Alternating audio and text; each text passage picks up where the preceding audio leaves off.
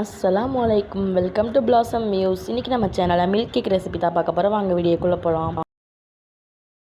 அதுக்கு ஒரு பாத்திரத்தில் 1.5 பாக்கெட் அளவுக்கு பால் ஊற்றிக்கலாம். மெஷர்மெண்ட் கணக்குப்படி பார்த்தா 3/4 லிட்டர். இந்த பாலில் நம்ம கொஞ்சம் கூட தண்ணி ஆட் பண்ணக்கூடாது. திக்கான பால் தான் நம்மளுக்கு தேவை. இப்போது நம்ம இதை பாயில் பண்ண விட்டுடலாம். பாயில் ஆக ஸ்டார்ட் ஆகுது பாருங்கள். இப்போது ஒரு பாயில் வந்துடுச்சு. இதை மிக்ஸ் பண்ணிவிட்டு நம்ம இன்னும் கொஞ்சம் நேரம் இதை கொதிக்க விட்டுடலாம். ஓகே, இது இன்னும் கொஞ்சம் நேரம் கொதிச்சிருச்சு. இப்போ இது கூட 1/2 லெமனோட ஜூஸை நான் ஃபில்டர் பண்ணி சேர்த்துக்கிறேன். 1/2 லெமனில் நான் ஃபஸ்ட்டு 1/4 லெமன் தான் ஊற்றினேன். கொஞ்சம் தான் தெரிஞ்சிச்சு. அப்புறம் 1/2 லெமன் ஃபுல்லாத்தையும் ஊற்றினோன்னே நல்லா தெரிஞ்சிருச்சு. இந்த அளவுக்கு 1/2 லெமன் தான் நான் எடுத்துருந்தேன். பாருங்கள், நம்மளுக்கு நல்லா தெரிஞ்சு வந்துடுச்சு.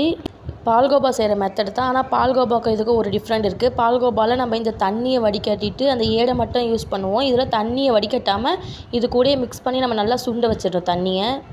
இப்போ இது கூட தேவையான அளவுக்கு சுகர் ஆட் பண்ணிக்கலாம். இப்போ இதை மிக்ஸ் பண்ணிக்கலாம். இப்போ தண்ணி நல்லா நம்ம கொதிக்க விட்டு சுண்ட விட்டுடலாம். தண்ணி ஃபுல்லாக சுண்டி வந்துடணும். அந்த ஏடு மட்டும் தான் நம்மளுக்கு இருக்கணும். நம்ம அப்பப்போ இதை மிக்ஸ் பண்ணிக்கிட்டே இருக்கணும், இல்லைன்னா அடி பிடிச்சிரும். இது கூட நான் 4 ஏலக்காவை பிச்சு போட்டுக்கிட்டேன். நம்ம இப்போயே ஏலக்காவை போட்டுக்கிட்டோம்னா இது எசன்ஸ் நம்ம இது கொதித்து சுண்டி வர நல்லா இறங்கி இன்னும் சூப்பராக இருக்கும் சாப்பிட்றதுக்கு ஏலக்காய் ஃப்ளேவரோட. பாருங்கள், தண்ணி முன்னே இருந்ததை விட இப்போ கொஞ்சம் குறைஞ்சிருக்கு. இப்போ இன்னும் நம்மளுக்கு ஃபுல் தண்ணியும் வற்றி வரணும். பாருங்கள், இன்னும் கொஞ்சோண்டு தண்ணி இருக்குது. இதை நல்லா சுண்டி வருத்தோம். நல்லா மிக்ஸ் பண்ணிக்கலாம், இல்லைன்னா அடி பிடிச்சிரும். இப்போ தண்ணி எல்லாம் சுருண்டு வந்துருச்சு. இப்போ இது கூட 1 டீஸ்பூன் அளவுக்கு நெய் ஊற்றி அதையும் மிக்ஸ் பண்ணிக்கலாம். இப்போ ரெடி ஆகிடுச்சு. ஒரு பவுலில் நெய் அப்ளை பண்ணிவிட்டு இதை நம்ம செட் பண்ணிக்கலாம். இதை நீங்கள் வெளியிலே வச்சு ஆற வச்சா கூட இது கெட்டியாகிடும். நான் ஃப்ரிட்ஜில் வச்சுட்டேன். கெட்டியாக நம்மளுக்கு பீஸ் போகிறதுக்கு கரெக்டாக வந்துடும். ஃப்ரிட்ஜில் வச்சு நான் 1/2 அன் ஹவருக்கு அப்புறம் எடுத்துகிட்டேன். பாருங்கள், நம்மளுக்கு பீஸ் போகிறதுக்கு சூப்பராக வந்திருக்கு.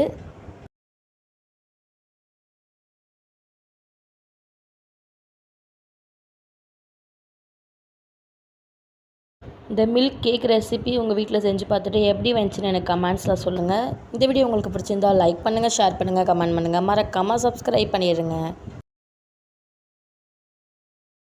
தேங்க்ஸ் ஃபார் வாட்சிங்.